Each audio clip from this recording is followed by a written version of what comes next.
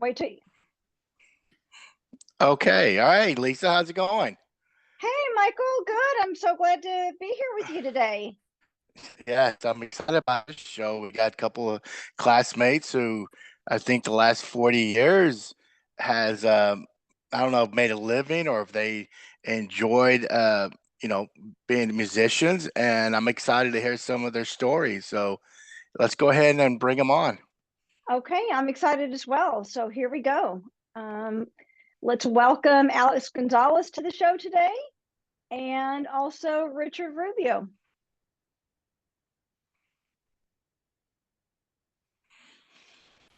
Okay. Well, I Take a see little time. Alex.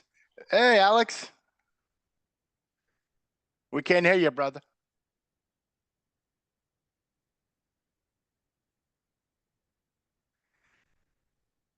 You're mute. You got yourself muted. Oh, let me unmute It's him. okay. There's Richard. Can I hear? Okay. Can you hear me Uh, now? Yeah, Yes, we can hear yes, you we can now. hear you. Richard, can you hear us, brother? Can you hear me okay? Yes, we can hear you. Hey, I can he's hear the ready little to rock bass in and the roll. background. Yeah, I see the bongo drums behind Alex, though. How's it going, Mr. Richard Rubio? Little delay. Little delay. That's Is okay. everybody good? Yeah. Well, anyway, guys, welcome to the show. Go Knuckle Talk with Flo, and Lisa, of course, is my partner in crime, and we're ready to hear some of the exciting stories if you guys have for us in what the last 40 years. I mean, I know Alex. I've known you. We stayed in touch with each other for a very long time, but I don't remember you playing any instruments in high school. Well, when did you start? Yeah, I didn't play in band, man. In fact, Right, you did, but I started playing when I was a freshman in high school. After I had my motorcycle wreck, it was one of the things that I could do being in a hospital bed. So oh that's wow, what. you just picked it up. Yeah, and then all through, back in the '80s, we were self-taught by books, right? Yeah. And now, No internet back then, no yeah, YouTube. and now I'm gonna say music keeps me sane. It's one of the things that's very, very important. It crosses a lot of boundaries. But for me, I got started more even after college. When I got out into the real world, I decided I really needed a good hobby to keep me happy, and that's how I got involved in Oh, doing music Probably, show production. Actually, probably yeah, to keep you out of trouble go too, ahead. right? yeah, that too. Yeah, whatever. That too. Well, No, Richard, what about you? What about you, Richard? I don't remember you being in band. If you were, you must. I think did you quit? No, But were you in band at no, all? I was not in band at all. Um, in younger years, like when we were in Ash and stuff like that, I was in choir. I did a lot of Okay. choir singing stuff, but no, just basically self-taught, man. Um, I mean, I just lost my dad when I was 14, and me and my younger brother picked up some instruments, and we were always air jamming like we were Kiss. He was Peter Criss, and I was Gene Simmons on the bass, right? So we'd get broomsticks and we'd be air jamming, and we'd be air jamming to whatever was on the radio. So if it was Aerosmith, it was Kiss. So it was so funny because my little nephews would sit on the bed and watch us air jam. You know what I mean? We put on concerts on Saturday nights and stuff while we're taking care of my daughter's kids and stuff. And That's cool. yeah, and that's how it evolved. He became a drummer, and I became a bass player. Why And did we you pick did up it the? all. Why the bass? Did someone influence you? Some rock groups, Yeah. or I mean, what? Well, Go ahead. so early on in my life, man, I had a cousin that lived in South Texas. He was from Kingsville, Texas, and you know, when he was 10 years old, like we had music in our family. My uncle used to play the stand-up bass in the 40s. Before you could you had to plug in an instrument. They would play out in courtyards where there was no electricity. And he showed me a couple Damn. of places where they played down in Mathis.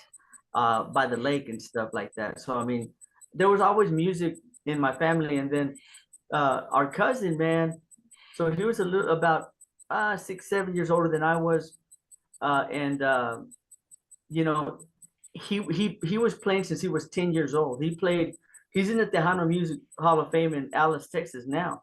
But he Oh, played, nice. he was 10 years old when he started to play with Ruben Naranjo, and he recorded like 30 albums. And Wow. from when he was 10 years old almost until he retired, he played music. And I remember being in Plainview over there on the other side of that overpass going to Lockney. We lived in that little neighborhood back there. And my cousin's group, they would come in with like a tour bus kind of thing, you know, and they'd park out in the front of the house. And then there were 4 musicians, and they'd all come into the house and hang out with, with my mom and dad. And Ruben Aranco was really famous accordion player. And they all grew up in the same neighborhood. So my mom and dad knew him when he was a little kid running around all snot nosed. And then he grew up, and then he became friends with he always knew my family, and they always knew him. But when he became famous, he would still stop by our house. And so from watching my mom and dad, how excited they were about when my cousin would come over, like, it was a prestige that, like, I wanted that. Well, good. So, Good for so you. would you say that was your first real impactful musical influence in your life then? Yeah, he was. Yeah. And then, I mean, there was others. I mean, I remember walking down one time going to the skating rink, and me and my younger brother across the street from the post office, there was these 3 guys in a room with the door open, and they were playing music. And I remember to this day, I have that picture in my mind of them playing music. And then I never knew what song they were playing, but then a few years later, I found out it was Black Magic Woman from Santana. They were Nice. Nice. But I mean, like, that kind of stuff, it impacts you. Like, you're like, wow, that's what really interested me. And I guess, like, my dad was so, like, he would really enjoy the fact that my cousin would play music. And I think that, like, I wanted that, you know what I mean? You kind of want that. I'm still playing for my dad's approval, you know what I mean? That's just the way Yeah. it is. Yeah. Well, Go ahead. I was going to say, Alex, did you ever play for the church? The church band? You're muted, brother. You're muted again. Sorry, I'm muted because of my dog. Okay. Very little. I played a couple of times. I don't know if you guys remember Rocky. What was Rocky Gonzalez? He was one of Yeah. the rich guys and he used to play a lot. He actually sold me an old 12-string guitar that he had that wasn't real good because you couldn't put 12 strings on it anymore. You could only put 6. You can turn it into a string. And going back to what Richard was saying, that was just different for me. I had my grandpa when I was real young. He passed away. He played guitar, but I didn't have a whole lot of that around me as I was growing up. And sometimes I think I'd be a different person, but then again, I figured it out a little bit later of how important it is. But that's kind of the way it happened to me. Yeah. Yeah. I guess that's the part, right, Richard? I can tell you guys that me playing by myself and sitting in a room and learning chords and all that was, I thought that was hard and kind of fun, but you really don't know what it is until you play with a group, when you feel that dynamic. Yeah. I mean, that's when you advance really quickly, surrounded by the right players. Exactly. Because I mean, like, man, I broke my head. I used to work at the beef plant, and I broke my head, learning to try to play the bass. You can imagine I would fall asleep with my bass on my stomach, hoping that I could just, like, absorb it by osmosis or something, man. I needed this. I needed it. And it kept me out of trouble, man, because if it wasn't for that, I don't know what me and my brother would have done, because that kept me and my brother together. And then I lost my brother 3 years ago now. And sorry to hear that. Me and him, he had a massive heart attack in Lubbock, actually in Slayton, and he lived in Slayton. And passed away. But me and him, man, that kept us together the majority of our life and kept us out of trouble, because once we lost our dad, it was some tough times. You know what I mean? Whenever Yeah. Absolutely, absolutely. I got a tattoo on my arm, you know, just the word, and it says "Music saved my life." Yeah, music saved my life. You know. Well, good. And Alex, you got involved in South by Southwest at a young age. How did you get into that festival? Tell us. It was an Tell us, act. yeah. Well, first I'll go back and say that I traveled around a lot after I graduated college out of Austin, and traveling around. One thing that I could always count on is when someone found out that I played music, that I could probably get somebody to jam with. And so my last run in Miami before I moved back to Austin in 2000, I had several band friends that I would show up and I'd help them. I'd help them run the show. And that's how I got interested in music production. I moved down here in my first year back in Austin, you know, the home of the South by Southwest. A lot of people think it's only music, but even 23 years ago, it was music, film, and technology. And they Right. also they run the entire festival with a big group of volunteers. So I went and volunteered. And the first year, there's like, well, what do you know? You know, where do you want to do? I said, I want to work on a stage. And I ended up on my first year being a volunteer on the big outdoor stage, which is the free show. And it's every year, you know, and it's Thursday, Friday, Saturday. And after 1 year doing that, basically You got hooked. You can come back as much as you want until you don't want to do it anymore. So 13 years later, I did it for 13 years. And that's how and after the first 2 years, after that, I was management. So I had in exchange, I didn't get paid, but I got the big old platinum badge, which was worth quite a bit of money. It's kind of crazy. And I just got connected. So I would actually run the big shows during South by for 13 years. I was managing, and I got Wow. You met some big big names like I think you told me a story about Ice Cube, Snoop Dogg, maybe. Ice Cube, Snoop Dogg, probably I met several people that reminded me of the story. Don't stereotype people just by looking at them. Because there was one guy who was a hardcore. You guys ever heard of Mastodon? Worldwide death metal band, right? And they were a headliner. Yes. And one of the guys, the guitar guy, he comes up right before the show, and he's dressed to the hilt in black leather and, you know, everything. And you think this guy's rough, right? He comes up with a soft voice, and he asks me to find him a couple of chairs for his family. And then his family, he brings them up to the stage, and they come up, little girl, little boy with their headphones, and there's a guy just at work, man. He looks rough and tough, you know, he's doing the job, but he's a man, he's a family man. I like telling people that story because it reminds you. And then on the other hand, met some stars that are pretty much, not very nice people, not good people. And you know, you kind of learn from it. Didn't you? Wasn't there one female? I don't know if she was an actress or a musician, but didn't you like take her shopping and stuff? Didn't you have to? Roseanne Cash one afternoon and took her shopping. Yeah. Oh my gosh. At that time, I was working well. So part of my other story, real fast, is that when I came to South by Southwest, and I'd been working out there 2 years.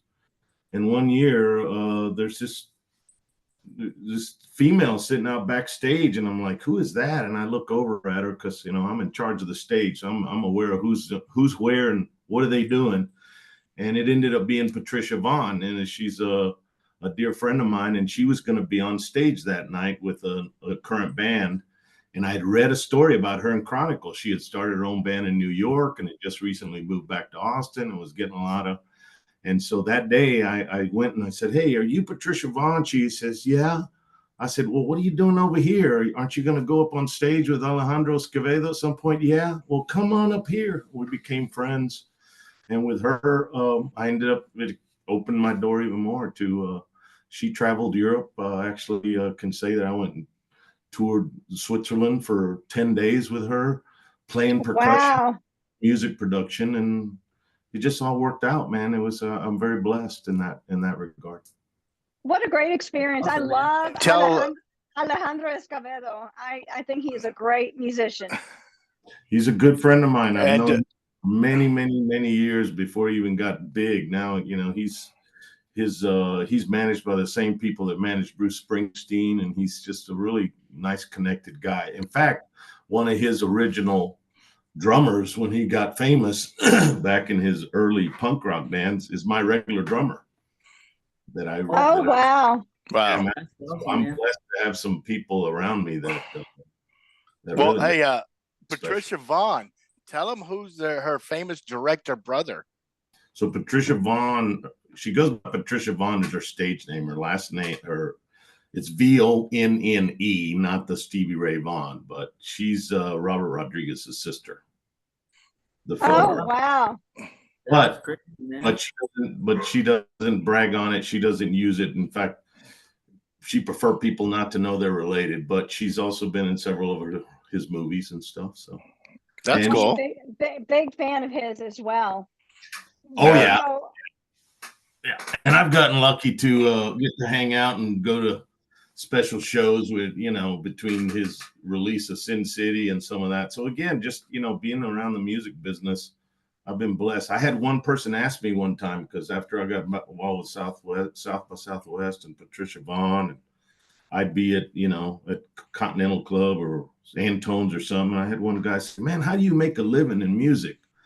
I said, "Brother, I don't make a living in music. I just try to help out other musicians. In fact, I volunteer my pay for some music production gigs to go back to the musicians, because that's why I'm in it. I'm in it to help them." But I said, "Yeah, my day job pays my bills." He goes, "What do you do?" I said, "I'm a project manager." He goes, "How does that relate?" I said, I heard cats to build buildings, and I heard people to make shows. So it's the same thing. ways, man. And you got to have the patience, right, Richard? You got to be able to roll with it, especially when it comes to, not everybody knows what it takes to put on a good show. And as a band, I played with bands out, and I've also booked a lot of bands, and it's not an easy thing, man. And in this town, supply and demand is part of our problem too. We have an overabundance of Where are musicians you at? in Austin. In Austin. Okay.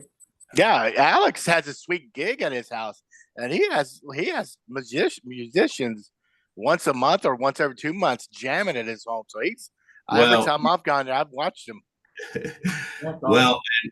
and pandemic also heightened Yeah. my, you know, during the pandemic shutdown, I had my little core group of guys, and we got together and we tightened our stuff. And then I guess the other part too is that, quite honestly, the more people that are involved and the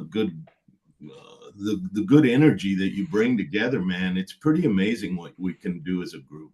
And yeah, we had a jam on Saturday, pulled out some songs, and like, somebody said, "We've never done that one before," but we pulled it up on the computer, looked at it, and then, hey, it was That's awesome. Wallflowers, 6th Street Avenue, Heartache. Yeah. That's a great song. Great song. How many musicians are you working with right now, you know, whenever you get together? Man, I'm blessed. I have a drummer. Everybody except the violinist are not full-time musicians, right? Everybody has a day job, but I have a drummer, Hector Munoz, on drums, a guy named Ron on bass. I got a keyboard player, my buddy from Miami that relocated to Austin, and then I got a lead guitar, and I play rhythm, and about 3 of us alternate singing. So. Oh yeah. Very And you know, if one guitarist doesn't show up, we can still jam. If the keyboard guy doesn't show up, we can still jam. Heck, we've even done just a drummer and a keyboard and me. You know? Yeah. That's I awesome. understand that. And I'll say one other thing, you know, with technology, because, you know, a lot of things have changed since we graduated high school, and technology is ingrained in our society big time. Well, technology has helped me on music too, man, because I have an app now. Didn't have apps before, but have an app or a YouTube video that you can pull up that has all the lyrics, all the chords. You know, there's a lot of enabling tools that help you be better, both individually or as a band. And that's what I think kind of takes away it makes us a little fearless, to be honest with you. Yeah. That's a good thing. And it's Yeah. awesome. Really? I mean, we've done some Led Zeppelin. We do all kinds of stuff from Pink Floyd, country, to just all kinds of stuff. And last July we had a 50th wedding anniversary party where we got hired, and the budget was no problem. So we were a real band. We hired the sound guy, everything, including the Mercedes bus, and we had a blast. Oh, nice. That was the weekend of our reunion, if I remember correct. No, it was there was a weekend before. Oh, okay. That was the same weekend. That was our last rehearsal. That's right. That's why I didn't make the reunion, was we still had too many rehearsals, and that weekend was bottom line. It was July 1st. No, our reunion was the last weekend of June. That's right. So it was the same weekend. You're right. Yeah, that's what I thought. Yeah, that's what I thought. So, hey, Richard, your band's called Karma, and you guys an '80s cover band. How long have you guys been together? Well, the drummer and I have been together for 12 years. He was playing with other bands. I was playing with other bands, and just kind of trying to knock the ring rust off, because I had taken off about 12 years. Before that, I was a single dad for 6 years, and then I remarried, and she tried to chase me around for a little while. Then we got back. Neither one of us wanted to get married, but we wound up spending so much time together, more than apart. So we wound up remarrying. But so me and the drummer been together for 12 years. At one time, we had 5 different people in the band. I would share half of the bass duties, and I would just sing. And then, but primarily, we wound up, kind of losing people here and there, wound up with just me and the drummer, added a guitar player, and that's all we got. We're a 3-piece. That's all we do, but the guitar player is like a magician. Like this guy, he's got an adapter that he puts on the back of the guitar bridge, and that and if he plays with the laptop, and that adapter, like, he lets him play keyboard parts on the guitar, let him play like a violin, fiddle, accordion. Wow. And so he's a magician on that. And then, since there's only 3 of us, we all sing, except for me and the drummer. We lead sing 50-50. I sing his backups and he sings my backups, and then we each sing lead, and then the guitar player, he sings backups for all of us and everything, along with playing keyboard parts. And we do like Rosanna from Toto. He does the keyboard solo and stuff on the guitar, and it sounds like a key part. You know what I mean? So we do Journey, faithfully. We do about 7 or 8 different journeys, and I get to sing the journeys, which is fantastic, because I've always loved Journey. And Nice. but I mean, like, as a musician, I'm not gonna, I don't have Steve Perry's voice, but I can get high. But what we do is, like, if we need to, drop a song half a step down, or if we need to drop it a full step down for it to be in my range and for me not to be straining, then that's what we do. But that's like behind the scenes musician stuff right there. But nobody knows you do that, bro, except us. Nobody needs to know that I'm not singing the original key, But yeah, I want to say too, bro. Hey, when it comes to having a bass player and a drummer that played together for 12 months, that's where most of the magic. You can find a front man, but when you have a good section, you've got to have a good rhythm. And see, me and the drummer, like, for 12 years, we feel each other really well. We feel each other real good.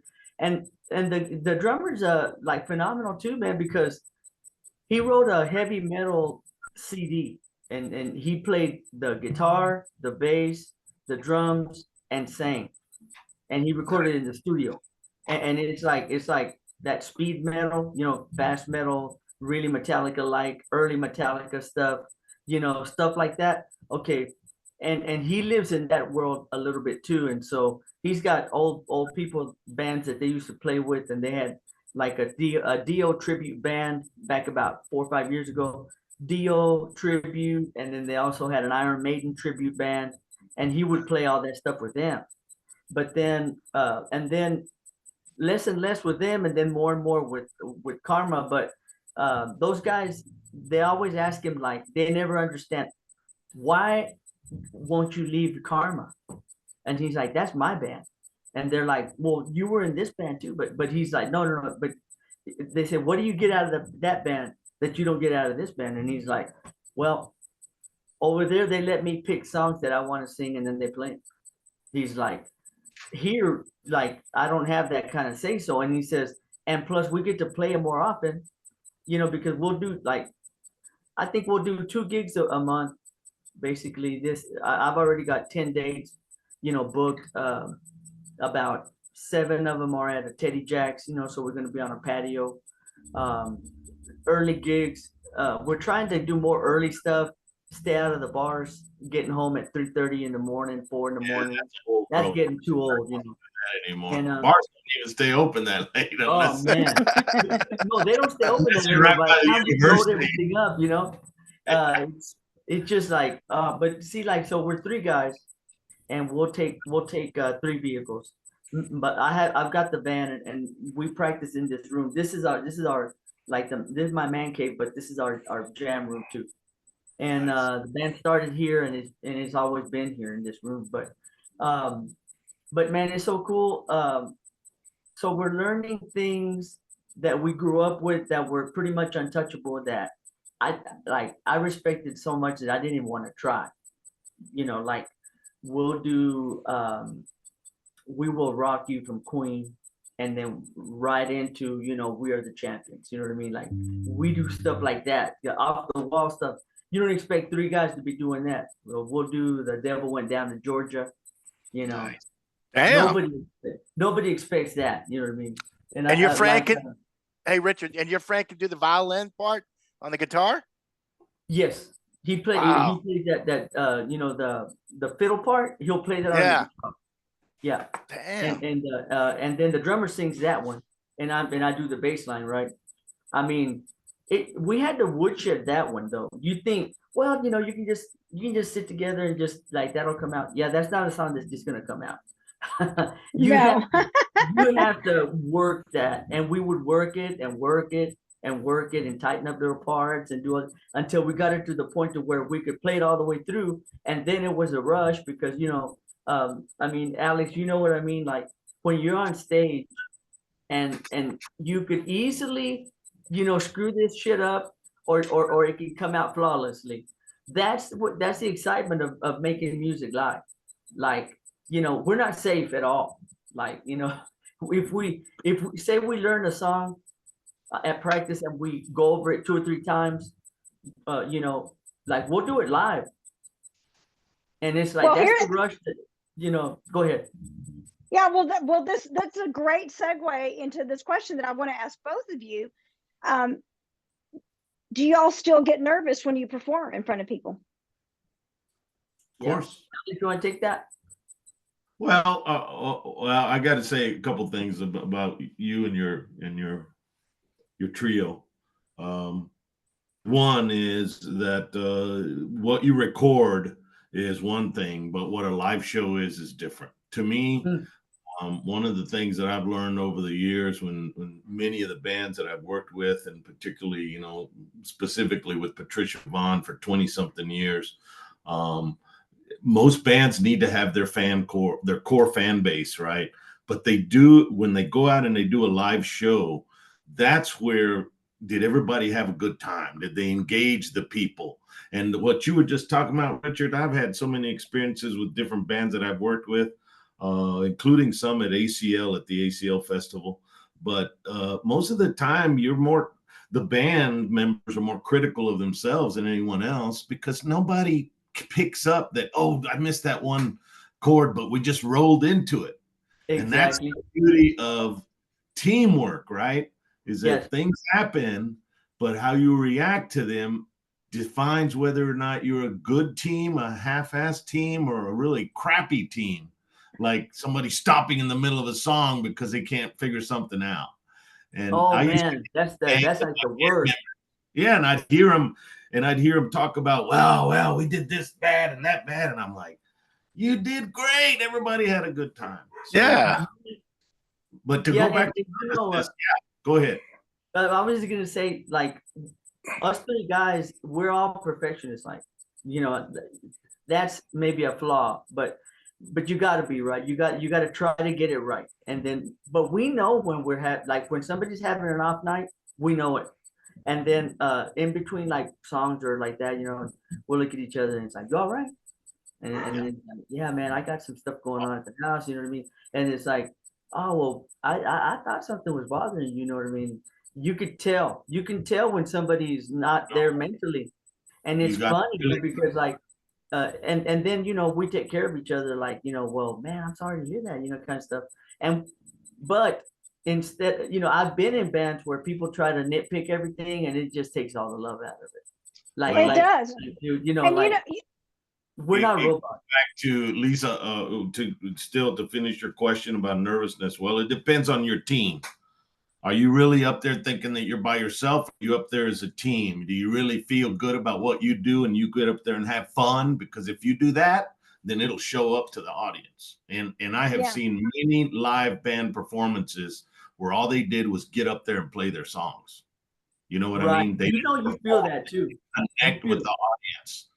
And I've seen big bands do that. And it's like, yeah, I didn't enjoy your live show at all. Yeah, the fact that I bought your stuff now is a different story too, right? Because how music gets out there. Right. But right. having fun, when you're not having fun, it shows. And then I'd say the other thing that, since you brought up about getting nervous and things, it depends on the show. You know, nobody wants to show up and everything be disorganized. Hey, where am I supposed to put my stuff? Where's my mic? Where's that?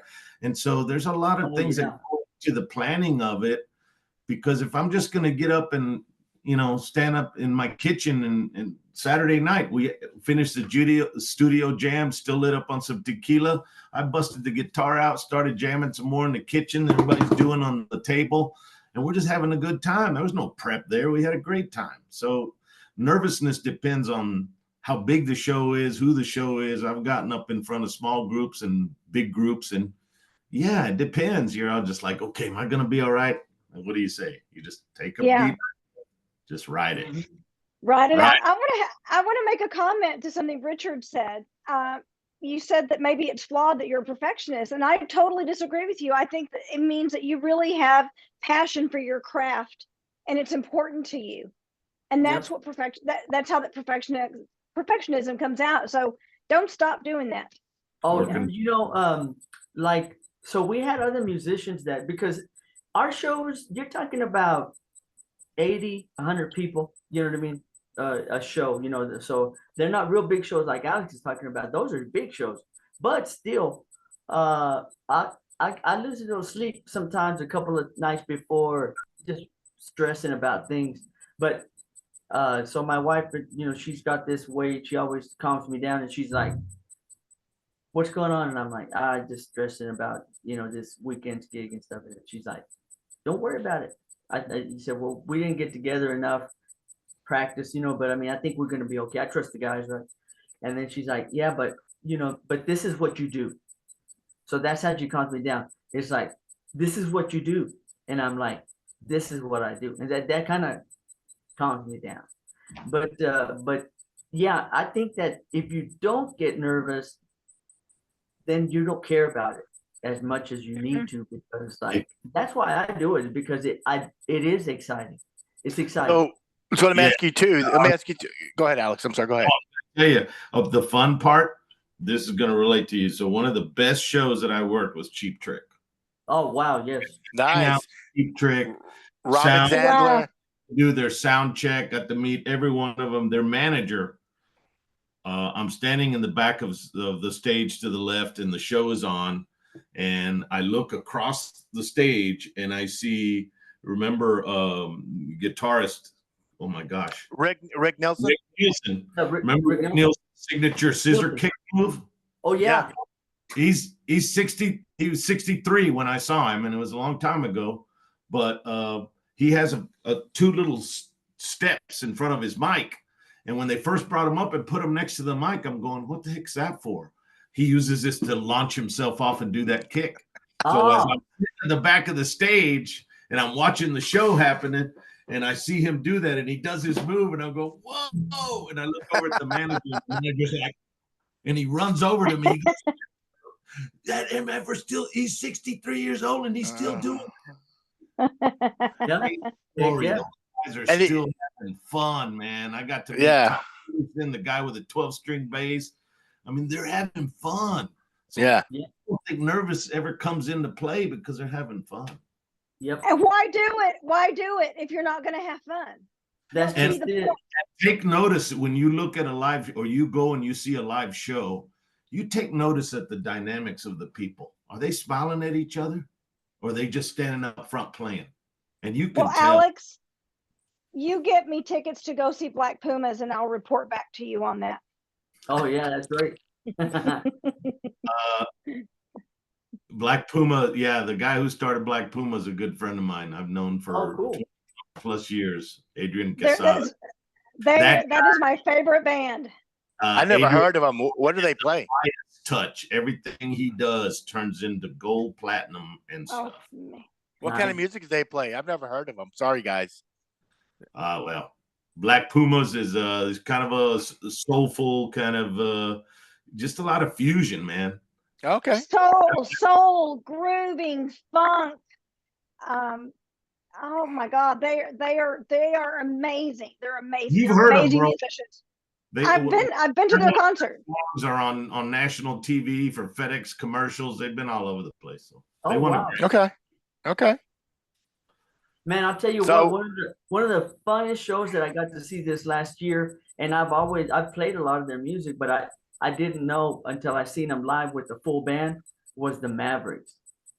Oh my God, dude, they're a party, dude.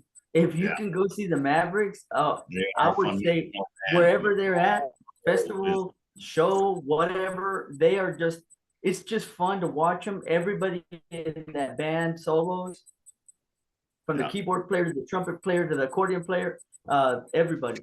And that Raul Malo is the lead singer, and he's like a Roy Orbison voice. Man, wow. He was on the bass when I seen him because the bass player was sick.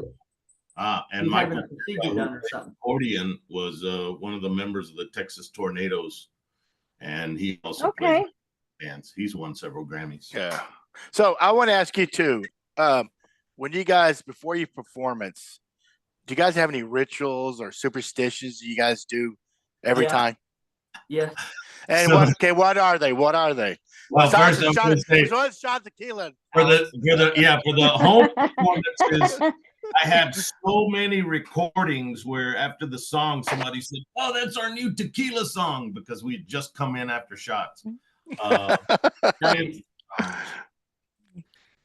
Dude, you know, I think the to me the real ritual, because of the music production side in me, is I'm paying more attention. Are we really ready to hit the go button? Does everybody have their mics? Does everybody have their setup? Does the sound guy know what's going on? To me, don't start until you're ready to start. And so I like doing that. I bring a lot of value. It makes me feel better. But that's more when I'm a production guy. But even when I was in the front of the stage, on my 50th birthday, I put together a band and we played out at a restaurant locally. And, you know, sometimes you're just, your ritual is more, are we ready? And we're going to have fun. What about you, Richard? Well, I've got a ritual. It's funny, the guys already know, but so once we set the stage up, once we get everything done, you know, and then I don't care if I'm in a bar or if I'm in a patio or whatever, I go back to my van, and then there on the back seat on the back of my front seat, I've got 3 t-shirts that are there. So I don't know which one I'm gonna pick yet, but I know when I get there. And then I've got like a leather vest that I wear, and so that's hanging there with my necklaces and my rings. If I have rings, I'll leave them on there too, because I've got rings that I wear during the week, and then I've got gig rings and jewelry. So that's different. But the most important part is I always have a couple of 2 or 3 pairs of sneakers. You know what I mean? I've got my Vans. I've got some white Evel Knievel, you know, red, white, and blue sneakers. They're Vans. and I've got some, black flame, vans too that look like a hot rod from the 50s, like that with flames. But the ritual is I gotta have a clean pair of white cotton socks. Like they have to be dry and clean. And I'm not gonna play in the same socks that I've been wearing while I'm setting up and everything. No, there's always gotta be a clean pair of socks. I put on my clean cotton socks, put on my shoes, put on my jewelry, put on that, and then we're ready to rock and roll, man, because we're ready to go. Well, hell, I hope your console seals are clean too, brother. Hey, God, they're I always know. I thought that's what you were going to say. if I wear them at the time, but yeah. But it's funny because the guys are like, I took off my shoes and my socks are going to be pristine. I like it. Man, I don't know what it is, but I don't like to play in like sweaty socks. You know what I mean? Yeah, no. That's always been one thing that I don't get. If I don't get to change my shirt and my blue jeans or pants or none of that kind of stuff, that's okay. But I'll put on a clean pair of socks and put on another pair of shoes that I've got there. I'm ready to go. Because by George, if you do a split jump and those shoes come off, everybody better see clean. They're gonna be white. Yeah, they're gonna be white, and they're gonna have that little gray tip on the end there. Yeah, but that's awesome. The ritual. That's a ritual. That's a great question, Michael. We're almost hitting our 60s, and it's sad seeing our groups that we grew up with in the 80s, 70s. A lot of them are like just passing away, and I just, with you, like you guys playing your music, and besides the radio, YouTube, it's going to continue to live when it comes to live music, and I applaud you guys to continue to play their music. I'll tell you a funny story. We were at a pool. Deborah and I were some friends, and they were going to Leonard Skinner, and I go, hey, I said, didn't the last member just die? Because yeah, Deborah goes, so who are you gonna go watch? I was like, yeah, but it's sad that our heroes back then in high school, our hair bands, a lot of them are Eddie Van Halen. I mean, they're all going. So you guys keep playing, and let's keep that. And then there's Keith Richards going. He'll outlive all of us. Oh hell. Oh man! I was Tell going to me say about it. So, what was your genre back then? Yeah, hair bands, right? The heavy rock. That's what we listened to most. My new genre, I don't even like using the word genre. There's too many different. I think fusion. I use that term a lot because music is no longer just one category, man. It's held a lot of different things, and having lived in Miami for many years and getting exposed to the Central American and different parts of music, more and more it expanded me to even when you listen to a song that's in a foreign language, you can still enjoy it. You didn't try to listen to the words, but think about it. For those that don't know Spanish, right, we can hear a song. I can play a ranchera for my friends who don't speak Spanish, and they love listening to it. They don't know what I'm saying. They understand music. In terms of a song, in 1996, I was living in Dallas. In fact, I was Ray Padilla was my roommate, and we had a house in Dallas. And George Velez came and hung out with us one weekend. And, he played. That's right. He played in bands. George was a singer and played a lot and sang a lot. But myself, that weekend, me, George Velez, and another friend of mine, Ray was never a musician, but he was there. But we wrote a song. We wrote a ranchera. And I still give the credit to George Velez, was one of the main co-writers. I didn't write it by myself. It was me, George, and a buddy of mine named Joe. Can you sing us a verse? It's called Las Cartas. Las Cartas. Can you sing us a verse? Yeah, sure. I don't know if you can handle a ranchera. I don't know. And I wanted to get that out because George Velez lives on That brother, Yeah, man. he was awesome. Yeah. I don't know. Is that gonna work? Yeah, Yeah. you're good. somewhere. Yeah, you're good. You're good.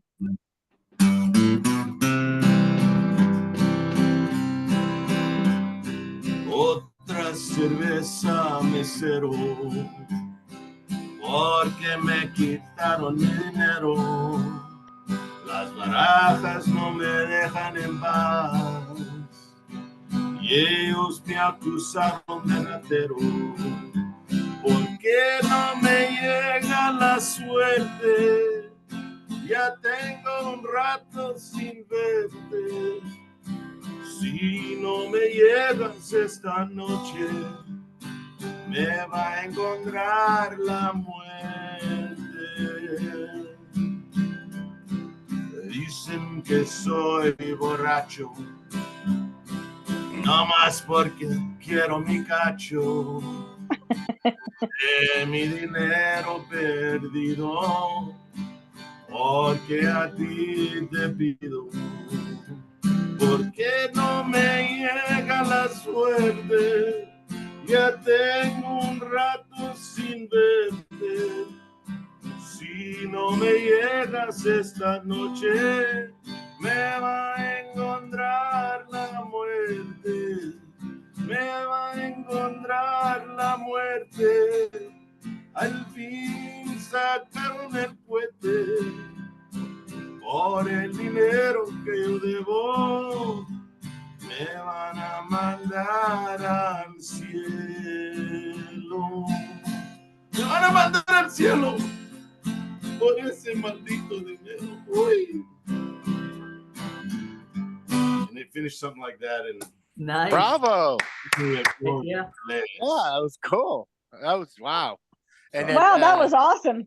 That was a ranchera. And I bust that out sometimes with people like, I don't know what you're saying, but it's cool. Right. Yeah. I think of ranchera as kind of like the Mexican blues, right? Yeah, I mean, you know, it's telling the story, and I have the original words. We wrote that down and signed it, and I have it somewhere, and I've been playing it for the longest time, and it's one of my mama's favorite songs. Nice. Oh, good. Oh, that's wonderful. Even though it's about for those that don't know the words, it's about a gambler.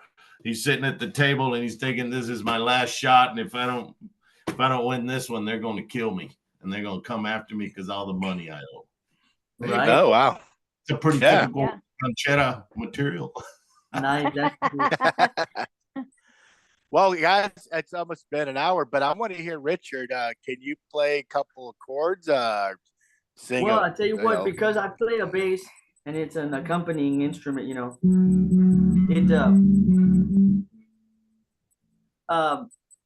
Let me play a piece of the of this song that we recorded. I'm just gonna play it off of mine because I just want you guys to hear the full band.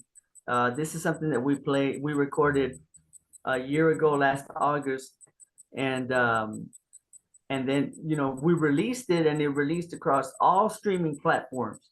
So I mean, like, you can go to YouTube, you can go to Spotify, you can go to Apple Music, and it's called Dreaming of You. And you just type in Karma, Karma, and then Dreaming of You, and then Karma. Amarillo should pop it right up on YouTube. But so here's the cover. If y'all can see this here. Okay. Oh yeah. Okay. Awesome. That's a kind of a throwback. So I paid a photographer, and we went and I picked a couple of locations where I wanted it to take pictures, and that was next to a tattoo studio, and the wall was mural and stuff. So we're out there, but it was at night, and so she put the things that light us up on the floor, the lights, and pointed them up towards like that towards us, and so it casted a shadow. So that reminded me of the cover of a Band on the Run from Wings. And so you can't hardly see the faces and stuff, but it's a silhouette, but it's really cool. But so this is what we sound like whenever we play. 5 seconds after this. But you don't really like the one. Because it's a thing. There we go.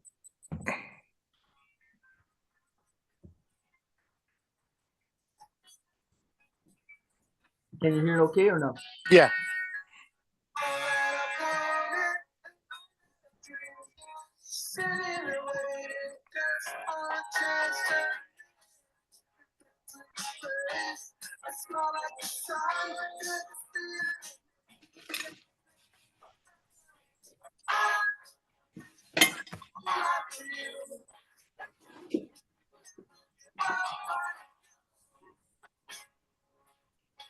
Cool. Let's throw back to the 80s big time. Yeah. Yeah. Who's singing that one? You or the drummer? What's that now? Are you singing it or is the drummer singing it? The drummer. Okay. Very nice. My voice Yeah. is the high on that. I'll show you here in a second. When you went away, that's what I sing. It will return one day.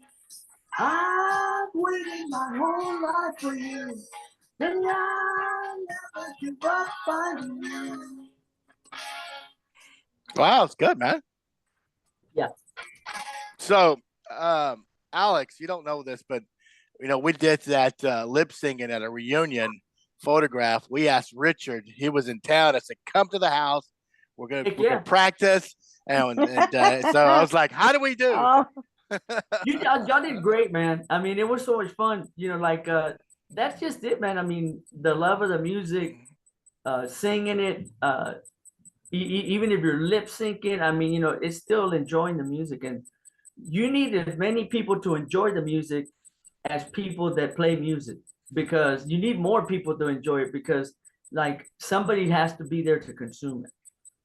And we're the music makers, like Charlie and the Chocolate Factory, we are the music makers, but we need people that love music as much as we love playing it to get together, and that's what makes the world go round. Absolutely. Well, guys, hey, we really enjoyed it, and I hope you guys don't stop. I mean, again, we're almost in our 60s. Hey, let me tell you a quick story, a real funny story, and this is gonna take us back to George Velez. So we were in over at Coronado, and we were in football, and so me, you know how big I am, and so George Velez, you know what I mean, and so they lined up guys like this, and then they give one guy the ball, and you got to run through this guy. Then they'd give that guy the ball, and he'd have to run through you like that, right?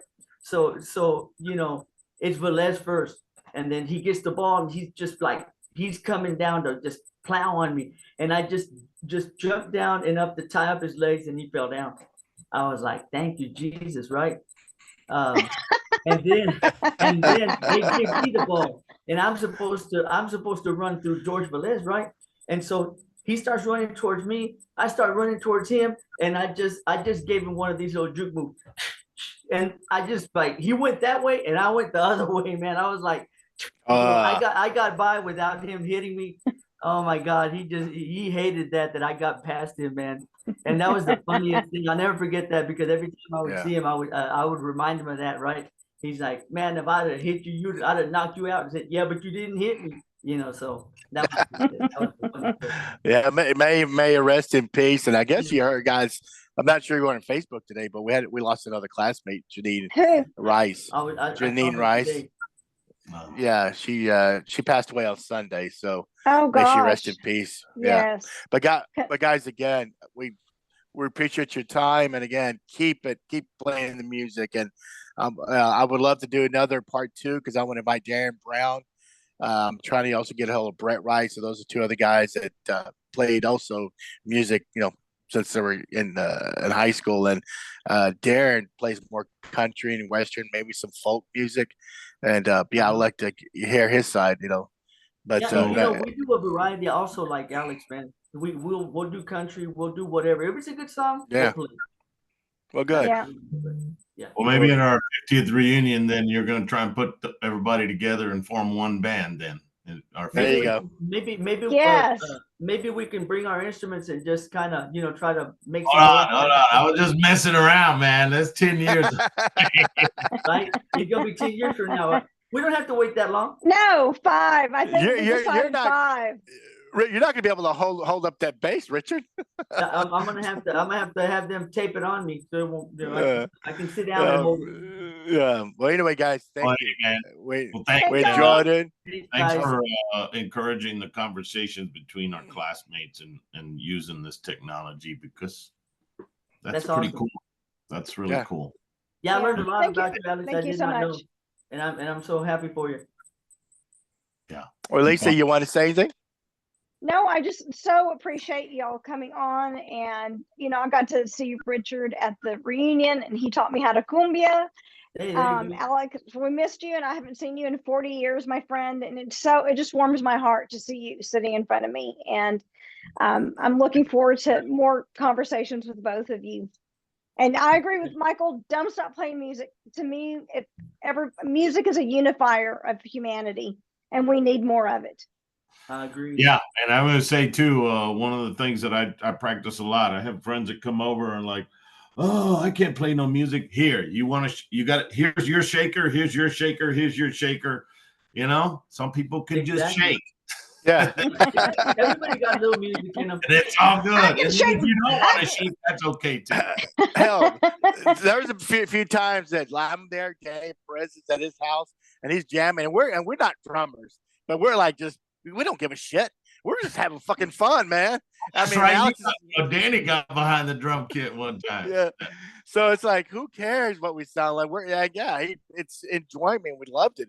We had a good time. So I always like talking to Alex, and he'll say, "Oh, I gotta go write a song." I said, "All right, bye, brother." And so he writes a song. So anyway, guys, please continue and thank you so much. Take it easy and see y'all somewhere. Richard. Yes, sir. Keep it on, bro. Trio, that's all you need. Yes, you don't sir. need any of those other guys. Heck yeah, I'd love to come visit you sometime, Alex. También, maybe we can do a karaoke night in Austin, Texas. For sure, bro. Whenever you want to come by, I'm a plug and play. And I'll be there. You let me know. I'll be there. Yeah. Me too. Me too. All right. Okay. All right, guys. Bye, Peace. guys. Love y'all. Love y'all. Love y'all too. Love y'all. you, man. Yes. Blessings. Okay. Bye-bye. Bye-bye. Blessings. So that was a good show. Learned a lot from those two guys. Yeah. Learned a lot from them. Yeah. And then Have fun. and I enjoyed those two talking to each other, and a lot of times agreeing to each other what they're talking about their music, and I was really good, and yeah, I can't wait to do a part 2 with them. So with the other guys, but Yeah, and hopefully, you know, this might be an opportunity for a collaboration between those two. Yeah, exactly. So hey, our next one, you want to tell what's going to be our next show? Valentine's. Oh, yes. Next month, you've got to tune in because it's going to be a lot of fun. So we are having on board some sweet, sweet couples who have been sweethearts since high school, and they're still together. And so what better way to celebrate Valentine's Day than to bring our sweetheart classmates on board? So, Michael, you want to tell them who's coming, or should it be a surprise? Well, they're probably not a surprise, but absolutely. Steve and Cindy Olsen, Scott and Melissa Bockham, and Tim and Renee Coleman. Yeah, you're right. These guys have been together since high school, and I want to hear their stories. And you know, well, we know where they met, but it's like, how do they get together? So, but and how do hear they the stay stories. together? Exactly. But anyway, well, Lisa, to the next one. Peace and love. Peace and love, my friend. Have a good one. Bye-bye. Bye-bye.